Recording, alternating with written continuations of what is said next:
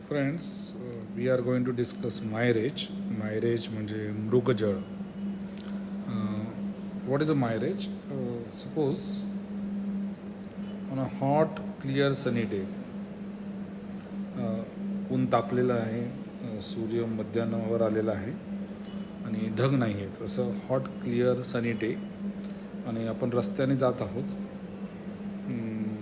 गाडीने जात आहोत. सपोज आपण विचार करूया आणि आपल्याला समोर असं दिसतं की एक पाण्याचं तळ आहे. Okay, the pond of water appears to be there.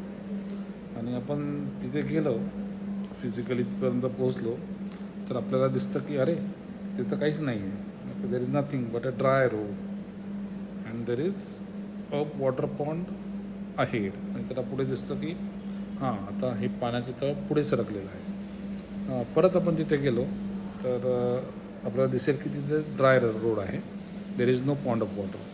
तर हे जे भ्रम होतात त्याला आपण मायरेज असं म्हणतो इंग्लिशमध्ये, किंवा मराठीमध्ये मृगजळ असं म्हणतो. मृगजळ हा शब्द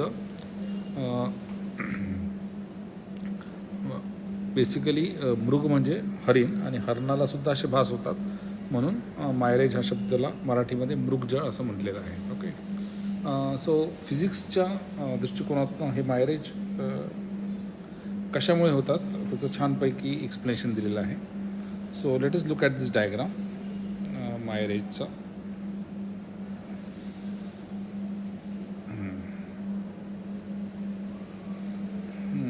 ही आकृती बघा.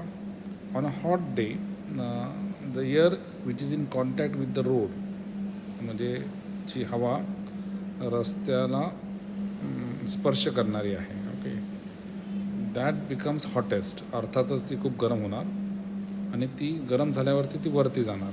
म्हणजे जी रस्त्याला लगतची हवा आहे ती वरती जाणार. इट गेट्स ग्रॅज्युअली कूल, आणि ती वरती गेल्यावर की ती थंड थंड होणार. सो इथे रस्ता तापलेला असल्यामुळे इथली हवा थंड गरम होणार आणि ती अशी वरती जाणार. ओके, आणि ती थंड होणार. The refractive index of air दस डिक्रीजेस विथ हाईट. ओके, त्याच्यामुळे कारण का की टेम्परेचर कमी कमी होत गेलेलं आहे. टेम्परेचर कमी झालं की रिफ्रॅक्टिव्ह इंडेक्स कमी होतो. ओके, काय होतं आहे वरती गेल्यावरती हॉटेस्ट आहे, हॉटेस्ट आणि लेस हॉट, कमी हॉट. त्यामुळे तुमचा रिफ्रॅक्टिव्ह इंडेक्स जो आहे यन म्हणूया किंवा म्यू म्हणूया, तो कमी कमी होत जातो आहे. तो जसं वरती जातो आहे तुम्ही तसं रिफ्रॅक्टिव्ह इंडेक्स कमी होतो आहे. Okay, decreases, right. आणि हा रिफ्रॅक्टिव्ह इंडेक्स चेंज झाल्यामुळे the ray of the light coming from the top of the object becomes more horizontal as it almost touches the road. आणि for the same reason it bends above. Then onwards, upward bending continues due to denser air. As a result, the observer, it appears to be coming from below, thereby giving an illusion of reflection from an imaginary water surface. म्हणजे कसं, हे परत एकदा वाचा तुम्ही, तुम्हाला जरा गोंधळ होईल की हा रिफ्रॅक्टिव्ह इंडेक्स बदलत असल्यामुळे, ओके, आणि ही जी हवा आहे ही डेन्स आहे वरती, आणि खाली गेल्यावर पातळ होते, रेअर होते. ही जास्त घनता असलेली हवा आहे वरती, आणि खाली गेल्यावरती ती पातळ होते, कारण ती हॉट वस्त तापलेला आहे म्हणून. ओके, आणि हा ऑब्झर्वर जो आहे तो रस्त्यावरती आहे. He is on the road. तो इथनं बघतो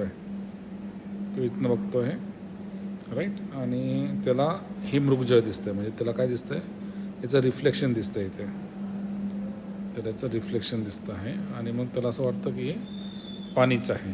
रिफ्लेक्शन दिसलं म्हणून पाणी वाटतं. So imaginary water surface reflection दिसल्यामुळे. तर ते कशामुळे होतं, तर the ray of light which is coming from the top, हा जो रे ऑफ लाईट आहे, this is a ray of light